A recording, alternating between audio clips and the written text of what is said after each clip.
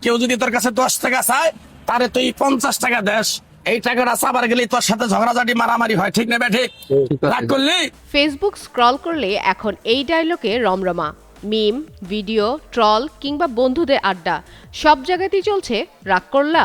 অনেকেই ভাবছেন ভাইরাল হওয়া এই ব্যক্তিটি আসলে কে, কি তার পরিচয়। এই পাগলা চীনা বামুনের পয়থা লাগে না, এই এক টুকরা গাছ ধরে দিয়ে যায়। আসলে ভাইরাল হওয়া এই ব্যক্তি কোনো কবিরাজ নয়, তার নাম ইমান আলী। অভিনয়ই তার পেশা। প্রায় 2 যুগ আগে পরিবারের সঙ্গে লালমনিরহাট থেকে গাজীপুরে এসে বসবাস শুরু করেন তিনি। ছোটবেলা থেকেই অভিনয়ের প্রতি ঝোঁক ছিল। সেই আগ্রহ থেকেই এখন বিভিন্ন কন্টেন্ট ক্রিয়েটর ও নাট্যদলের সঙ্গে নিয়মিত কাজ করছেন। আরে সার পোকার অত্যাচারে ঘুম পাড়তে পারেন না।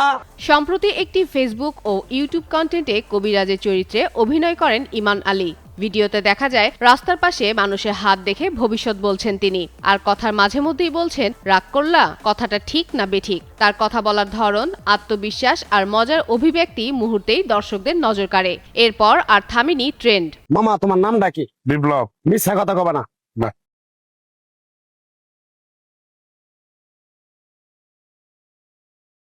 এখন সামাজিক যোগাযোগ মাধ্যমে নানা ঘটনা, খেলা কিংবা দৈনন্দিন পরিস্থিতি নিয়েও তৈরি হচ্ছে এই ডায়লগের মিম ও ফটোকার্ড। ফুটবল থেকে রাজনীতি, অফিসে বস থেকে বিশ্ববিদ্যালয়ের শিক্ষক, সব জায়গাতেই মজার ছলে ব্যবহার হচ্ছে এই ডায়লগ। তবে ইমান আলী নিজেই জানিয়েছেন এটি শুধু অভিনয় ও বিনোদনের জন্য তৈরি করা হয়েছিল। দেখতে আসো তুমি এটা কাপড়ের দোকান, দর্জির দোকান, তারপর তুমি জিজ্ঞেস করো কেন?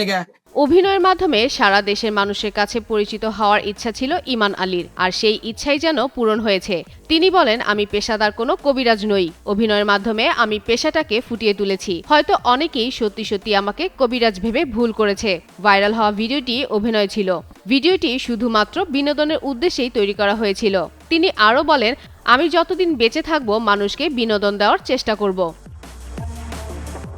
তার এই আকস্মিক ভাইরাল হওয়া ও জনপ্রিয়তা নিয়ে স্থানীয় এলাকাবাসীর মধ্যে বেশ চাঞ্চল্য ও আনন্দ দেখা গেছে।